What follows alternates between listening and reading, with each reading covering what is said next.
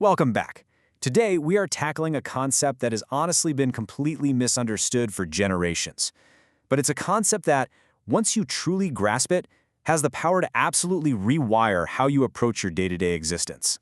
Okay, let's dive into this. We're looking at the Eternal Enigma, rewriting your karmic software, drawing directly from some truly profound source material, specifically focusing on the ideas laid out in Chapter 2 that offers a total paradigm shift regarding how we view our life's direction in this explainer. So I want you to answer this honestly in your head right now. Who is actually driving your life? Really, think about it. How much true control do you have over your own destiny, your emotional reactions, or even just your daily habits? I mean, we all love to talk about free will and liberty and independence. But if we really look closely at our compulsions and our repetitive cycles, well, most of us are completely oblivious to who or what is actually steering the vehicle. To perfectly illustrate this, the author of our source text shares a brilliant little anecdote. It goes kind of like this. The Pope is visiting the United States, and while he's down in Louisiana, he's riding around in this massive chauffeur-driven stretch limo. Now, the Pope gets a bit excited. He's never driven a car like this before, so he asks his driver if he can take the wheel. The chauffeur, obviously, can't exactly say no to the Holy Father, so he hops in the back. The Pope gets into the driver's seat, hits the gas, and before he knows it, he's cruising at 100 miles an hour. Naturally, the Louisiana State Police pull him over. So the cop approaches the car, hand on his holster, and peers inside, and he just freezes. He immediately runs back to his cruiser and radios his captain. "Captain, I've got a real big fish," he says. The captain asks if it's the President of the United States. The cop replies, "No, somebody far bigger than that." The captain is shocked, right? He says, "Who the hell can be bigger than the President?" The cop replies, "I don't know who he is, but he's got the Pope as his chauffeur." It's a funny joke for sure, but that punchline brings us to the core crux of our explainer today. Most people are literally living like passive pawns in a crazy locomotive called life, completely clueless about who their chauffeur actually is. That brings us to Section 1, the Great Karma Myth, Unlearning the Past. Before we can take the wheel, we really have to unlearn what we've been taught. It is super fascinating to contrast our cultural assumptions with existential reality. On one side, we have the myth. Most people think of karma as this giant cosmic balance sheet of good and bad deeds.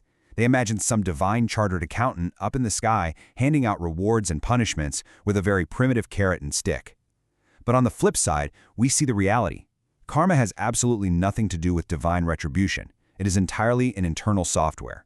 It's a blueprint of habits created completely by our own unconscious actions. So let's redefine it properly. The literal translation of the word karma simply means action. That's it. It's not some harsh law imposed from above, it's just the natural basis of existence. When we say, "This is my karma," we shouldn't be sighing in fatalistic surrender. What we're actually saying is, "I am responsible for my life." You are creating the blueprint for your life through your actions across your body, your mind, and your energy. You are literally writing your own software every single day. Which leads us to Section 2, Tyranny of Cycles, Invisible Software.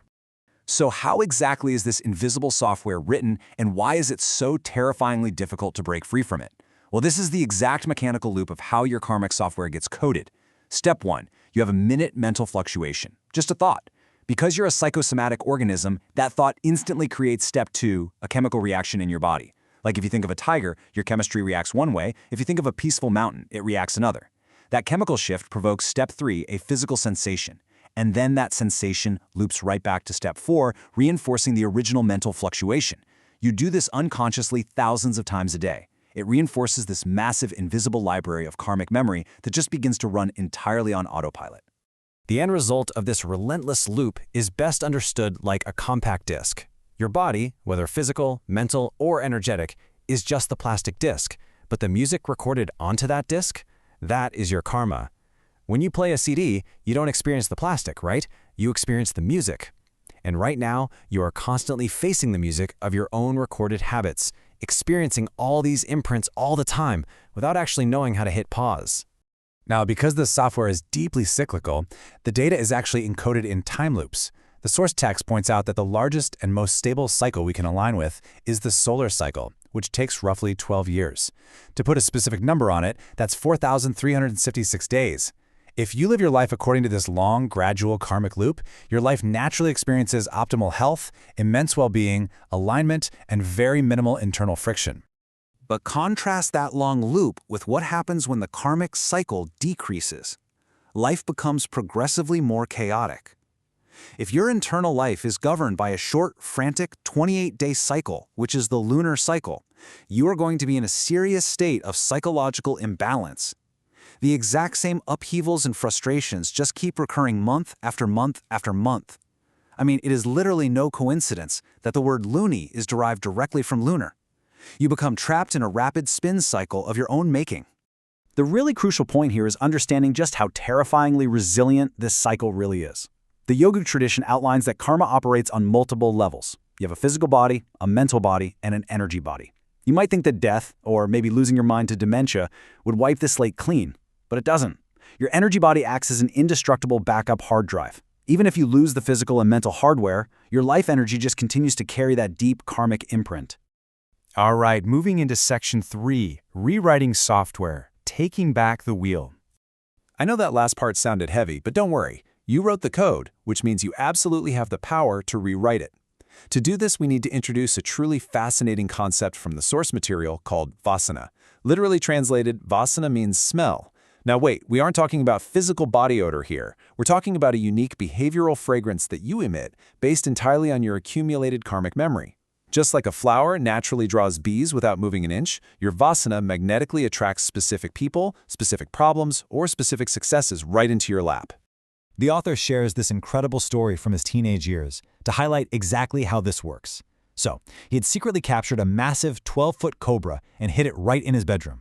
One day, the snake escapes. His father hears a hiss, sees the snake, and utterly freaks out, screaming, jumping on the furniture, the whole shebang. But the author?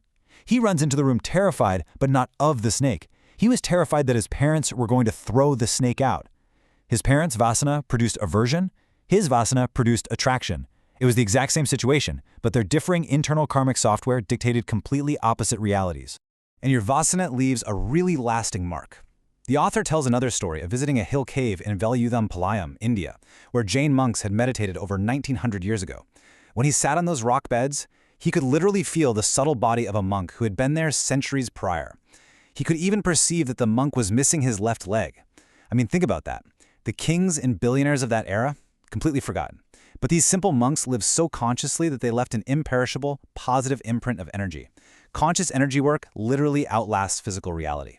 So how do we start shifting our vasana? How do we rewrite the software? Well, the text provides a highly actionable exercise called sadhana, specifically the practice of delay. And here is your roadmap to do this. First, identify an activity you crave or long for. It could be eating a meal, checking your phone, or even meeting a loved one. Second, consciously wait just a few moments before engaging in it. Third, gradually extend that waiting period over days and weeks. By doing this, you're actually short-circuiting the karmic loop. You are transforming a blind, unconscious compulsion into a deliberate, conscious choice. You are stepping right back into the driver's seat. Which brings us to the end of our explainer. I want to leave you with this final, provocative thought. If our lives are just the music played from the CD of our actions, take a really close look at your daily routines. What kind of fragrance are your unconscious habits leaving behind today? Are you magnetizing chaos, or are you consciously cultivating balance? The wheel is right there in front of you. It's time to decide who's driving. Thank you so much for joining me on this deep dive. I highly encourage you to go practice that sadhana today, and I'll see you next time.